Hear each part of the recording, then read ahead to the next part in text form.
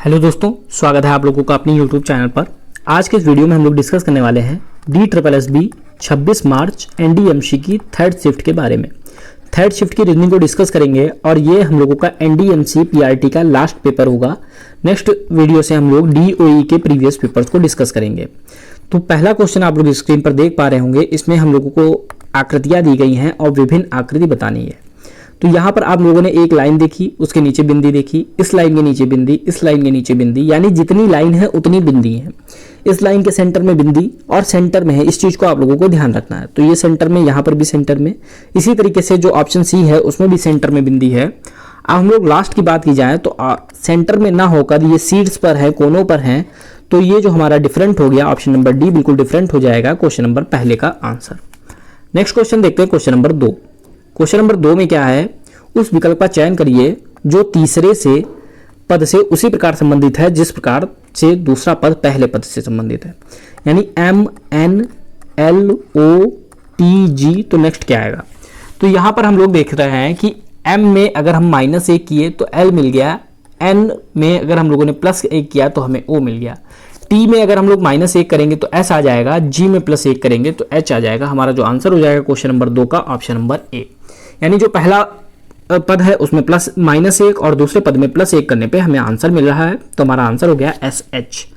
Next देखते हैं question number 3। Question number 3 में क्या है, प्रश्न में एक कथन दिया गया है और 3 धारणाएं दी गई हैं। तो कथन क्या है, बेहतर पिक्चर क्वालिटी के लिए XTV खरीदे। एक विज्ञापन दिया गया है कि बेहतर पिक्चर क्वालिटी के लिए XTV खरीदे। अब धारणा क्या है, XTV बाजार में एकमात्र टीवी है, तो बिल्कुल गलत है, क्योंकि ऐसा तो कहीं पर भी नहीं लिखा है कि केवल XTV ही बाजार में उपलब्ध है। फिर XTV सबसे महंगा है, ये भी कहीं पर भी नहीं लिखा गया विज्ञापन में कि सबसे महंगा है या सस्ता है, इसकी कोई बात नहीं की गई है, तो ये भी धारणा गलत हो गई। लास्ट है, लोग आमतौर पर ऐसे विज्ञापनों को नजरअंदाज कर देते हैं। ये भी बिल्कुल गलत बात है, क्योंकि कुछ लोग नजरअंदाज कर देते हैं और कुछ लोग विज्ञापन से सामान खरीदारी करते हैं। तो क्वेश्चन नंबर 3 का जो आंसर हो जाएगा ऑप्शन ए हो जाएगा, कोई भी धारणा निहित नहीं है। नेक्स्ट देखते हैं क्वेश्चन नंबर 4। क्वेश्चन नंबर 4 में हम लोगों को प्रश्नाकृति पूरी करनी है और इसको पूरा करने के लिए क्या, यहाँ पर हम लोगों का एक जो है इस टाइप से बनेगा और फिर हम लोगों का इस टाइप से बनेगा, जो कि हमें यहाँ पर भी मिल रहा है और यहाँ पर भी मिल रहा है। फिर इससे थोड़ा सा नीचे है, यानी कि ये इसमें बराबर में यहीं से शुरू हो गया है और इसमें थोड़ा सा नीचे है, यानी कि ऑप्शन बी हमारा राइट आंसर हो जाएगा इस क्वेश्चन का। ये जो है आकृति को पूरा कर रहा है, क्योंकि इस टाइप से हमारा ये जो है यहाँ से भी मिल जाएगा और फिर ये हमारा ऐसे मिलके ये हमारा इस टाइप से बन जाएगा, और इस क्वेश्चन का जो राइट आंसर हो जाएगा ऑप्शन नंबर बी। नेक्स्ट देखते हैं क्वेश्चन नंबर 5। क्वेश्चन नंबर 5 में क्या है, यहाँ पर भी हम लोगों को कथन दिए गए हैं और इसमें हम लोगों को बताना है कौन सी जो धारणा है, वो कौन सा निष्कर्ष है वो सही है। तो सभी चिकित्सक बहुत बुद्धिमान होते हैं, यानी चिकित्सक हैं उनको बुद्धिमानी की बात कही गई है। अब पहले में कह रहा है और दूसरा कथन है जूही द्वितीय वर्ष मेडिकल की पढ़ाई कर रही है। अब नेक्स्ट क्या है, जूही बहुत बुद्धिमान है। अब कह रहा है चिकित्सक बुद्धिमान होते हैं और जूही मेडिकल की पढ़ाई कर रही है, यानी कि जूही बुद्धिमान है। पहला निष्कर्ष बिल्कुल सही हो गया। जूही का भविष्य उज्जवल है। अब ऐसी कहीं पर भी बात नहीं कही गई है कि जो मेडिकल की पढ़ाई कर रहे हैं या जो चिकित्सक है उनका भविष्य उज्जवल है, तो जूही का भविष्य उज्जवल है, ऐसी कहीं पर भी बात नहीं कही गई है, यानी कि केवल निष्कर्ष फर्स्ट का अनुसरण हो रहा है क्वेश्चन नंबर 5 में। नेक्स्ट देखते हैं क्वेश्चन नंबर 6।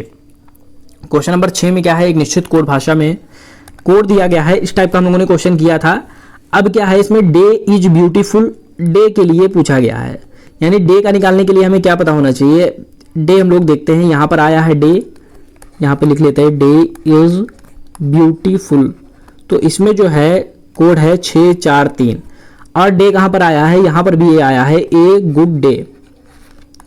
तो ए गुड डे का जो कोड है 216। अब यहाँ पर क्या कॉमन है, डे कॉमन है और यहाँ पर क्या कॉमन है, 6 कॉमन है, यानी इस क्वेश्चन का जो राइट आंसर हो जाएगा ऑप्शन नंबर डी। डे के लिए जो कोड है वो ऑप्शन नंबर डी 6 होगा। नेक्स्ट देखते हैं क्वेश्चन नंबर 7। क्वेश्चन नंबर 7 में भी हम लोगों को पासे की स्थिति दी गई है और इसमें हमें बताना है कि किसमें ए के सामने क्या होगा। तो यहाँ पर हम लोग क्या करेंगे कि ए, फिर हमारा क्लॉकवाइज चल रहा है तो सी, फिर बी। अब नेक्स्ट हम लोग इसमें देखते हैं तो ए के नीचे ए आ जाएगा, फिर क्लॉकवाइज तो सी के नीचे डी आ जाएगा, फिर क्लॉकवाइज तो बी के नीचे ई आ जाएगा। अब हमें ए के सामने पूछा था तो सी का अपोजिट डी हो गया, बी का अपोजिट ई हो गया, बचा क्या हमारा एफ बचा। तो जो हमारा आंसर हो जाएगा वो एफ हो जाएगा, ए का अपोजिट एफ हो जाएगा। क्योंकि अगर आप लोग ऑप्शन के हिसाब से देखेंगे तो सी का अपोजिट डी मिल रहा है, ई का अपोजिट बी मिल रहा है और बी का अपोजिट ई मिल रहा है, तो बचा एफ, एफ का अपोजिट ए हो जाएगा क्वेश्चन नंबर 7 का राइट आंसर। नेक्स्ट देखते हैं क्वेश्चन नंबर 8। क्वेश्चन नंबर 8 में कह रहा है कि जो 3 विकल्प हैं एक जैसे हैं और एक डिफरेंट है, तो डिफरेंट वाला हमें बताना है। तो पहला HDFI, तो HDFI में क्या है, H से F जाने के लिए -2 करना पड़ेगा। फिर इसी तरीके से SOQT, तो S से Q जाने के लिए -2 करना पड़ेगा। फिर है NJLO, N से L जाने के लिए -2 करना पड़ेगा। फिर है WSXZ, तो W से X जाने के लिए +X करना पड़ेगा, +1 करना पड़ेगा। यानी कि हमने देखा पहले जो ऑप्शन है उसमें -2, सेकंड में -2, थर्ड में -2 और फोर्थ में +1, यानी जो डिफरेंट हो गया वो हमारा ऑप्शन नंबर डी हो गया क्वेश्चन नंबर 8 का राइट आंसर। नेक्स्ट देखते हैं क्वेश्चन नंबर 9। क्वेश्चन नंबर 9 में हमें जल प्रतिबिंब बताना है। तो जल प्रतिबिंब के लिए बात हुई थी कि जो भी आपका है वो बिल्कुल अपोजिट हो जाएगा। जैसे आर है तो आर जस्ट अपोजिट हो जाएगा, यहाँ पर भी हो रहा है, यहाँ पर भी हो रहा है। फिर नेक्स्ट ए है, यहाँ पे भी है, यहाँ पर भी है।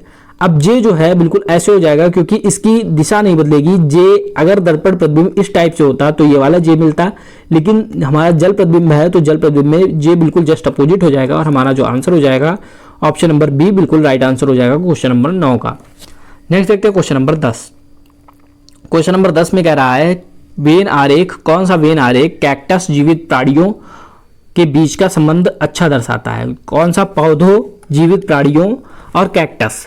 तो जीवित प्राणी के अंदर हमारा पौधे आ जाएंगे और पौधे के अंदर हमारा कैक्टस आ जाएगा, यानी कि ये वाली आकृति हमारी बिल्कुल सही हो जाएगी क्वेश्चन नंबर 10 के लिए। क्योंकि पौधे जो हैं जीवित होते हैं, सजीव होते हैं, तो जीवित प्राणी के अंदर पौधे आ गए और कैक्टस जो है एक प्रकार का पौधा है तो पौधे के अंदर कैक्टस आ गया। क्वेश्चन नंबर 10 का राइट आंसर हो गया ऑप्शन नंबर डी। नेक्स्ट देखते हैं क्वेश्चन नंबर 11। क्वेश्चन नंबर 11 में है उस विकल्प का चयन करिए। तो यहाँ पर जो एक दूसरे से संबंध दर्शाते हों, जैसे उदासी में आदमी रोता है और गुस्सा करने में आदमी जो है चिल्लाता है, यानी कि क्वेश्चन नंबर 11 का जो राइट आंसर हो जाएगा ऑप्शन नंबर बी। नेक्स्ट देखते हैं क्वेश्चन नंबर 12। क्वेश्चन नंबर 12 में भी हम लोगों को 4 विकल्प दिए गए हैं, 3 एक जैसे हैं और एक डिफरेंट है, डिफरेंट वाला हमको बताना है। तो यहाँ पर देखेंगे 391 जो है ये 17 से डिवाइड होता है। 17 से अगर डिवाइड करेंगे तो 23 आएगा। 493 भी 17 से डिवाइड होता है, 29 आएगा। और 357 भी 17 से डिवाइड होता है, 21 आएगा। यानी कि पहला, दूसरा और चौथा जो है 17 से डिवाइड होता है, जबकि 231 17 से पूरा डिवाइड नहीं होता है। इसलिए क्वेश्चन नंबर 12 का जो राइट आंसर हो जाएगा ऑप्शन नंबर सी। नेक्स्ट है क्वेश्चन नंबर 13। क्वेश्चन नंबर 13 में क्या है, 4 छात्र ABCD ने परीक्षा दी, परिणामों में B के ठीक बाद A आता है। तो B है ये, B के ठीक बाद A आता है, A के बाद कोई नहीं है, यानी A सबसे लास्ट है। C B के आगे था, यानी C B के आगे था, लेकिन D जितना स्कोर नहीं कर पाया, तो D यहाँ पर हो गया। उसमें से दूसरा सबसे अधिक स्कोर, तो दूसरा सबसे अधिक स्कोर किसने किया, C ने किया। क्वेश्चन नंबर 13 का ऑप्शन बी सही हो गया। सिंपल सा क्वेश्चन था, ऑप्शन बी क्वेश्चन नंबर 13 का राइट आंसर होगा। नेक्स्ट है, अब इसमें कह रहा है कि which is the 8th letter to the right of 17 letter from the right. मतलब राइट से जो 17वां लेटर है उसके दाहिने 8वां लेटर कौन सा होगा। तो राइट से 17वां देख लेते हैं, 1 2 3 4 5 6 7 8 9 10 11 12 13 14 15 16 17। तो राइट से 17वां हमें मिल गया जे। अब इसके राइट में 8वां बताना है। तो 1 2 3 4 5 6 7 8। तो इसके राइट में 8वां क्या है, आर आ गया, यानी कि क्वेश्चन नंबर 14 का राइट आंसर हो गया ऑप्शन नंबर बी। सबसे पहले राइट हमें देखना था 17वां और फिर राइट से हमें 8वां देखना था, तो हम लोगों ने इसके राइट 8वां देखा, हमें आंसर मिल गया आर। नेक्स्ट है क्वेश्चन नंबर 15। क्वेश्चन नंबर 15 में क्या है, बगल में बैठी एक महिला को देखकर वरुण ने कहा। तो इसको भी आप लोग खुद को इमेजिन करके आसानी से आंसर दे सकते हैं। वह मेरे भाई की बहन, यानी भाई की बहन खुद की भी बहन हुई, के पिता यानी खुद के पिता की पुत्री यानी कि उसकी बहन। तो वह महिला वरुण से कैसे संबंधित है, तो बहन होगी क्वेश्चन नंबर 15। काफी सिंपल क्वेश्चन था, ऑप्शन ए इसका राइट आंसर होगा। नेक्स्ट है क्वेश्चन नंबर 16। क्वेश्चन नंबर 16 में बताना है, ऐसा यहाँ पर हम लोगों को शब्द लिखना है जो स्टार्टिंग में इसको पूरा करे और लास्ट में इसको पूरा करे या इससे कोई वर्ड बने। तो यहाँ पर अगर आप लोग देखेंगे EXTENT, तो एक्सटेंट हो जाएगा और एक्सटेंट का मतलब होता है क्षेत्र, यानी कि यहाँ से एक शब्द बन गया। फिर हम लोग देखेंगे TENTACLE, तो ये हम लोगों का एक शब्द बन गया और इसका मतलब होता है जाल। तो यहां पर अगर हम लोग TENT रख दें तो TENT से हमारा शब्द बन रहा है EXTENT, जिसका मतलब होता है क्षेत्र, और एक शब्द जो खत्म होने से बन रहा है दूसरा शब्द TENTACLE, जिसका मतलब होता है जाल। यानी कि क्वेश्चन नंबर 16 का राइट आंसर हो जाएगा ऑप्शन नंबर डी। नेक्स्ट देखते हैं क्वेश्चन नंबर 17। क्वेश्चन नंबर 17 में क्या है, श्रृंखला को पूरा करना है और श्रृंखला को पूरा करने के लिए हमें क्या करना पड़ेगा, ACDBDA और देन C। अब हमें खाली जगह पे भरना है, तो खाली जगह पे क्या आएगा, सबसे पहले हम लोग यहाँ पर भरते हैं ABCD बन गया। फिर हम लोग नेक्स्ट बनाते हैं इसमें, तो ये हमारा BCDA बन जाएगा। 4 4 में आप लोग चाहें तो ऐसे डिवाइड करके भी अलग कर सकते हैं, 1 2 3 4, फिर 1 2 3 4, इससे भी आप लोगों को इजी पड़ेगा। तो पहला हमारा ABCD बन गया, फिर हमारा BCDA बन गया, देन हमारा CDAB बन गया, फिर हमारा ABC बन जाएगा। यानी एक एक अक्षर हर 4 बार में, जो 4 का हम लोगों ने ग्रुप बनाया है उसमें हर एक अक्षर जो है एक एक बार आया, जैसे ABCD, BCDA, फिर CDAB और DABC। तो हमारा जो राइट आंसर हो जाएगा BCCBB, यानी क्वेश्चन नंबर 17 का जो राइट आंसर हो जाएगा ऑप्शन नंबर ए। नेक्स्ट है क्वेश्चन नंबर 18। क्वेश्चन नंबर 18 में क्या है, 12 30, जैसे 12 का 30 से संबंध है उसी प्रकार 20 का क्या संबंध होगा। तो 12 यहाँ पर होगा। तो अगर आप लोग देखेंगे 3 और 4 की गुणा 12 होती है, फिर 30, तो 5 और 6 की गुणा 30 होती है, यानी पहले 3 फिर 4 फिर 5 फिर 6।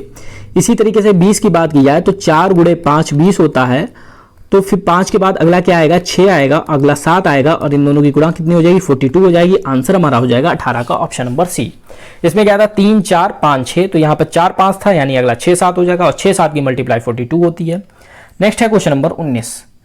क्वेश्चन नंबर 19 में बताना है ये जो आकृति है ये कहाँ पर हम लोगों को किस उसमें पूरी करेगी।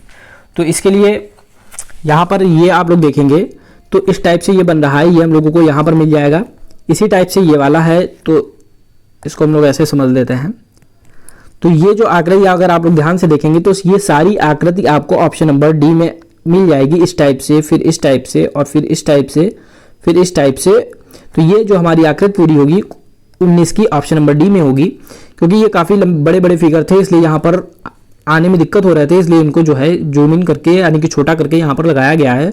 तो इसको आप लोगों को देखने में थोड़ी दिक्कत आ रही होगी, लेकिन अगर आप लोग जूम करके देखेंगे तो यहाँ पर आप लोगों को जो क्वेश्चन नंबर 19 में जो प्रश्न चिन्ह है वो आपको ऑप्शन डी में मिल जाएगा। नेक्स्ट है क्वेश्चन नंबर 20। क्वेश्चन नंबर 20 में क्या है, कौन सी आकृति प्रश्न आकृति की श्रृंखला को पूरा करती है।